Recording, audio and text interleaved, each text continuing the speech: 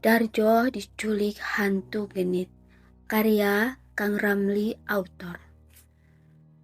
Sebelum saya mulai bercerita, matikan lampu di kamarmu. Kecilkan suara di sekitarmu. Kalau kamu masih bisa bertahan dalam gelap, cerita ini memang sedang menunggumu.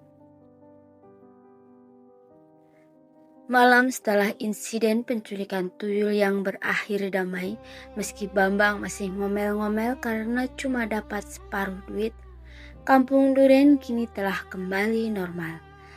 Normal dalam ukuran Darjo tentunya. Artinya hanya ada suara ngesot, suara lompat pocong, suara babi yang terus ngorok, dan tawa berat genderuwo yang sesekali bergema dari pohon beringin. Darjo duduk di kursi riotnya seperti biasa, memegang cangkir kopi hitam yang masih mengepul. Badannya capek banget setelah jadi wasit antar hantu seminggu ini. Besok gue beneran harus libur, gumamnya sambil menguap. Gue gak mau tahu meski ada kuntilanak sedesa datang. Tapi ucapannya seperti undangan buat alam gaib. Sekitar jam 1 dini hari, angin malam tiba-tiba berubah sangat drastis. Bau harum semerbak bunga melati bercampur parfum murahan yang menyengat menyebar di udara. Darjo mengerutkan hidung. Wangi banget. Siapa yang nyemprot parfum di kuburan malam-malam gini? Tiba-tiba dari balik kabut muncul sosok perempuan. Tingginya sedang, tubuhnya ramping dengan lekukan yang sangat menonjol. Dia memakai kebaya tipis berwarna merah muda yang agak transparan. Rambutnya digelung ke atas dengan beberapa helai sengaja dibiarkan terurai di leher. Wajahnya cantik, tapi bibirnya merah dan matanya berkedip-kedip dengan berlebihan. Mungkin lagi sakit mata kali dia. Di belakangnya ada ekor yang sesekali meliuk seperti lagi menggoda Darjo. Sosok perempuan itu dikenal dengan sebutan hantu genit. Namanya Serintil. Serintil melayang mendekat dengan gerakan menggoda. Pinggulnya bergoyang meski kakinya tak menyentuh tanah. Mas Darjo, malam ini sendirian ya. Kasihan banget. Mbak temenin ya biar gak sendirian. Suara Serintil terdengar sangat manja, genit dan penuh godaan. Setiap kata yang diucapkan dengan nada tarik-menarik seperti penyanyi dangdut lagi merayu. Tubuh Darjo langsung tegang. Bulu kuduknya berdiri semua. Tapi ada juga sensasi hangat aneh di bagian tengkuknya. Mbak siapa? Jangan deket-deket, gue lagi capek nih. Serintil tertawa. Suara tawanya seperti lonceng angin yang nakal. Dia mendekat sampai wajahnya hanya sejengkal dari wajah Darjo. Bau melati semakin kuat. Aku Serintil, hantu genit dari kuburan lama yang berada di belakang sawah. Dulu aku suka godain cowok-cowok kampung sampai mereka lupa pulang ke rumah. Sekarang aku udah bosan, pengen yang fresh. Ternyata kamu orangnya lucu juga, Jo. Kamu berani ngurusin pocong, suster, babi, dan genderuwo. Darjo mundur sampai kursi riotnya hampir roboh. Mbak, saya nggak minat. Maaf ya, saya masih normal. Masih suka sama perempuan manusia, bukan hantu gentayangan kayak Mbak. Lagian, saya sudah ada tim hantu yang ribet banget di sini. Jadi saya mohon pergi dari sini sekarang juga. Tapi Serintil tidak peduli. Dengan gerakan cepat seperti angin, dia melingkarkan tangan gaibnya di pinggang Darjo. Tubuh Darjo langsung terasa ringan. Sebelum sempat teriak, dia sudah terangkat ke udara. Woi, turunin gue! teriak Darjo panik sambil menggelepar. Serintil tertawa genit. Hahaha, jangan tara ya, kita main dulu yuk mas ke tempat sepi. Aku pengen dengerin cerita dari kamu sambil manja-manjaan.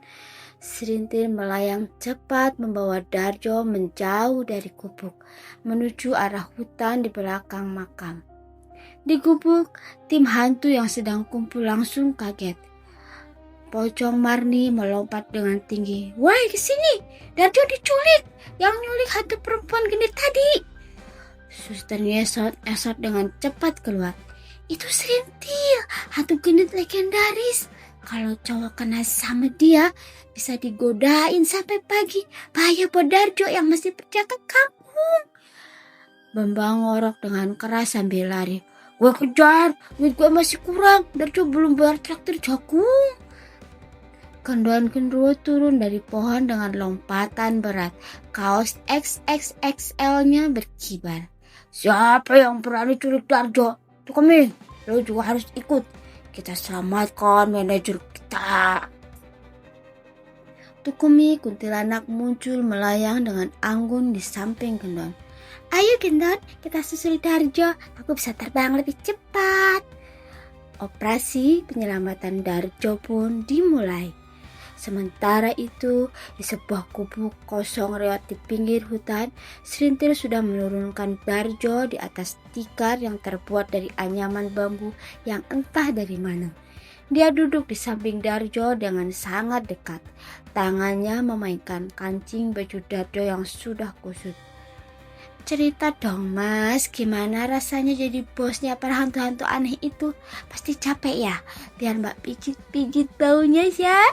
Serintil tersenyum genit, matanya berkedip nakal. Jari-jarinya yang dingin menyentuh bau Darjo, membuat Darjo merinding campur panik. Mbak, tolong, gue gak kuat godaan beginian. Lagian, gue masih trauma sama utang warung Bromlah. Darjo mencoba mundur, tapi Serintil mengingkarkan ekornya pelan di kaki Darjo. Di kejauhan, tim penyelamat sudah mendekat.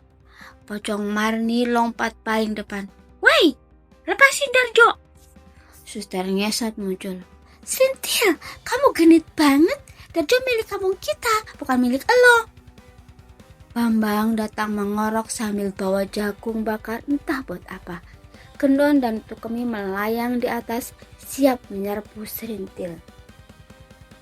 Serintil berdiri, masih dengan sikap genit. Hah? Kalian mau rebutan? Darjo ini milik siapa dulu? Aku yang nemuin dia duluan malam ini. Keributan para hantu pun terjadi di gubuk reot itu. Gendon mencoba menarik Darjo dengan tangan besarnya, tapi Serintil menempel terus sambil tertawa genit. Tukemi cemburu melihat Gendon yang dekat-dekat sama Serintil. Rambutnya terurai, marah. Pocong Marni melompat-lompat. Dia terus mengganggu keseimbangan Serintil. Suster ngesot nyanyi hati yang luka dengan suara keras supaya Serintil teringat masa lalu yang tragis. Bambang cuma bisa ngorok sambil makan jagung di pojok. Sesekali dia dorong badan Serintil dengan perut gendutnya.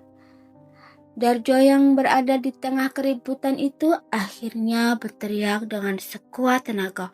Stop semuanya! Jangan ganggu gue cuma mau tidur. Semua hantu langsung diam. Mereka semua menatap ke arah Darjo yang sudah acak-acakan, bajunya kusut, mukanya merah padam. Serintil memanyunkan bibir. Mas Darjo gak suka ya sama aku. Apa aku gak cantik di mata Mas Darjo? Darjo menghela napas. Bukan begitu mbak, tapi gue gak sanggup jadi mainan hantu genit. Lagian tim gue ini sudah kayak keluarga. Kalau mbak mau ikut, ya ikut aja. Tapi jangan culik-culik kayak gini. Kalau mbak mau, besok kita bakal karaoke bareng di warung Bu Romlah. Deal? Serintil berpikir sejenak, lalu tersenyum lebar.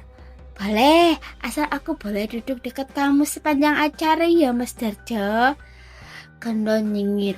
Ada satu lagi anggota tim yang nambah, manajer kita pasti tambah repot.